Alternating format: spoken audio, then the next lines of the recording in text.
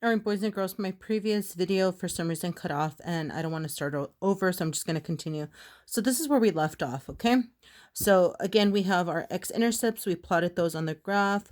We know this is a degree of 3, so it's cubic, and we know it's positive. So we should have an idea before we even graph it what it's going to look like. So it should go up, down, and up, okay? It should always end going up because it's positive. Okay, these are the only 3 points we have. We don't have more points than that. So when we plot it, I'm going to use a pencil just to show you. You're just kind of estimating points. Okay, so let me show you this. Because the difference between these 2 points is smaller than the difference between these 2 points, when you do your curve here, it shouldn't be as high as this one will be low. Okay, so the curve here should be shorter. So here's what I mean. So again, you're just estimating because these are the only 3 points that we're graphing right now. So you're going to go up and then down and then up. So notice because the difference between here was bigger than here, I was able to go further down. The distance between here is not as big as here, so I didn't go further up. Okay. Currently, this is the only way we're showing you how to graph. So what that means is you're just graphing based on the intercepts. These are not exact points, okay? We don't have other values. So you're just gonna do like a rough sketch, if that makes sense. So this is what your picture should look like. It's a cubic function, so 1, 2, 3, and it's positive, so it starts down low, but it always ends going up high. And you plotted your 3 x-intercepts, okay? So once you sketch it, now you're going to give me a couple things: end behavior and domain and range. So let's start with end behavior. As x approaches infinity, where does your graph go? Because remember, that's your y. So as x approaches infinity, that is this half of the graph, your graph is going up. How high up? To positive infinity. So we're going to write positive infinity. As x approaches negative infinity, that's the left-hand side of your graph. Where's your graph going? Your graph is going down. How far down? To negative infinity. Okay. Now your domain and range. Domain is your x's and your y's. Guys, the further it goes up, I'm going, see, it's kind of doing this thing. I can keep going. The further I go to the right, your graph is going up. So, if you recall, there's no restriction in these type of graphs, and you can refer to your chart. Never a restriction, okay? So we're going to write negative infinity and positive infinity, okay? Never any restriction in domain. So that's pretty much the answer for everything. Range, well, look, your graph is going up and there's no restriction. It goes all the way up to infinity. Your graph is going down. There's no restriction. It goes all the way to negative infinity. And that's what it looks like, okay? So we just did the first one together. All right, let's do one more together. We're going to do B, and I should be able to go a little bit faster, okay? A couple of things that I wanted to mention before I go to B, which they didn't ask, but just in case. This is a turning point, like somewhere here. You have to think somewhere in the middle, there's a turning point. It decided to go from going up to down. This is the turning point. It decided from going down to up. And this is a minimum. I'm sorry, this is a maximum. Sorry, maximum. And this is a minimum. And because there's only one minimum, one maximum and one minimum.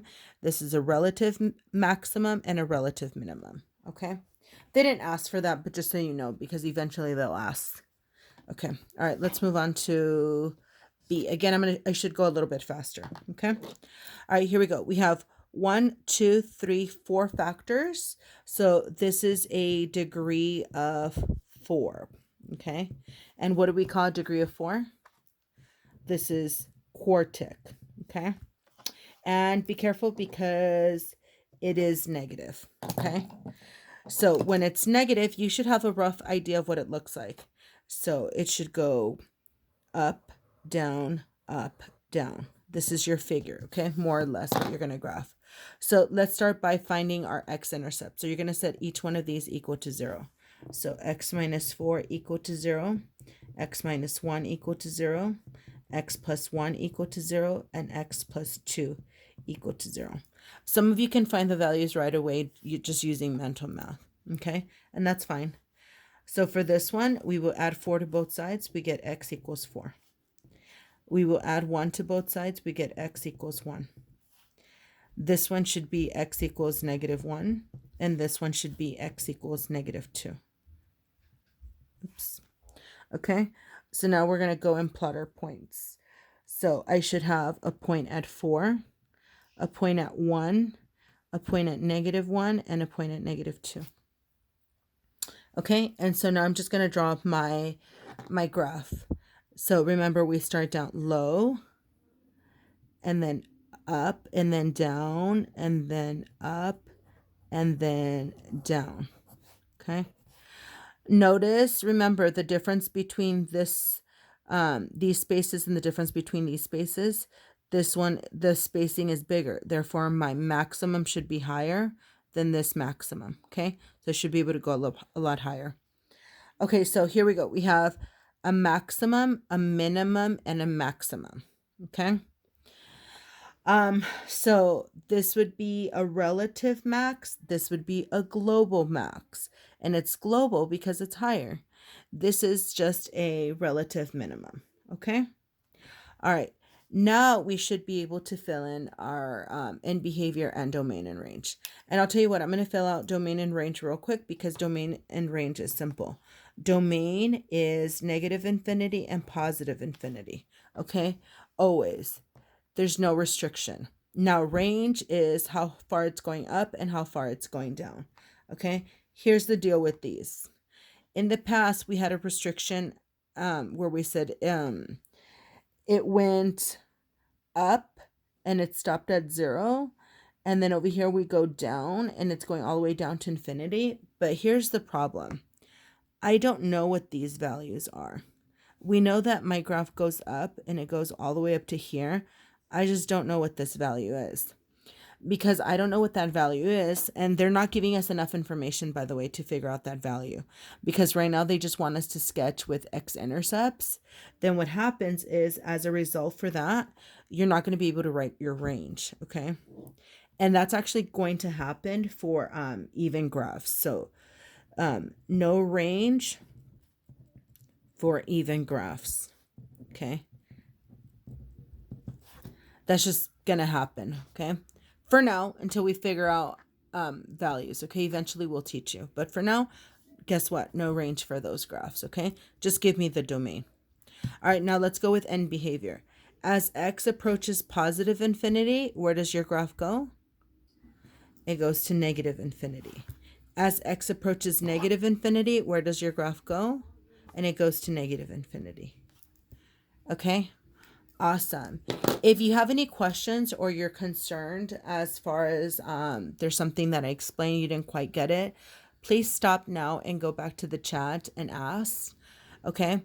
Otherwise, if you feel, okay, well, let me try it, then if you move on to the next part of your notes on explain 1, you're going to have a your turn. Okay. This one right here.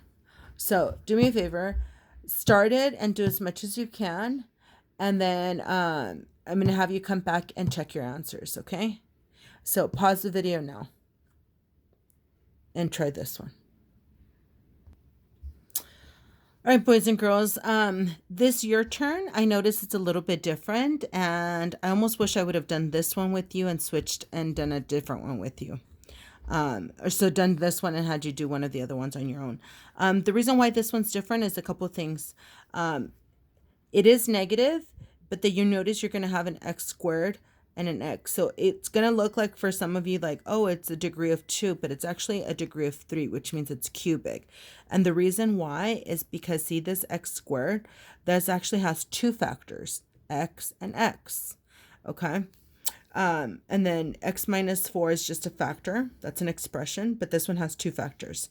Now, if you're solving for 0, you would take the square root of x and you would get square root of 0, which has to give you a positive and a negative, but there's no such thing as a -0. This would just be 0. Because of this square, this makes it a tangent. And that's something I didn't get to explain earlier. So let me show you what that means. just means you're going to put 1 point. Let me use a red. You're going to put 1 point at 0 and 1 point at 4. Now it's cubic and it's negative. So cubics usually look like this, but because it's negative, it's going to be a reflection and it's going to look like this. Okay. So you're going to start off high and then go down low. So 1, 2, 3. Okay. But then you're wondering, how do I do that? Well, what that means, this is a tangent point. So ready? You're going to go down and then you're going to curve. And then this intercept is also going to serve as a turning point. And then you're going to go up and then down. Okay. So it's tangent here. Okay. And if you could recall earlier, what I said about tangents is they're not x-intercepts. They don't cross through the graph. They just kind of touch it, move up, and then down. So this x-intercept will serve as a dual purpose. It's a x-intercept and it's also a tangent point, okay? But it's still a cubic. So down, up, down, okay? You take your time. All right, so I want you to try the domain and the range. So pause this video, please. Try it on your own, and then come back and check it. Okay, so fix your graph if you didn't have it correctly, but please try it now, and then come back and check your solutions. Okay, so for your end behavior, as x approaches positive infinity, your graph is going down to negative infinity. As x approaches negative infinity, your graph is going up to positive infinity. Okay. And then of course your domain, there's no restriction. It's all real numbers. Your range, no restriction because it's going up and it's going down. No restriction, all real numbers. Okay. So now you're going to get to try the classwork on your own. So we're going to end here for day 1. I will teach you explain to tomorrow on day 2. Okay. Look on Google Classroom for specific problems that you are going to do for today. If you need help, please jump in and ask for help, okay? All right, boys and girls, good luck.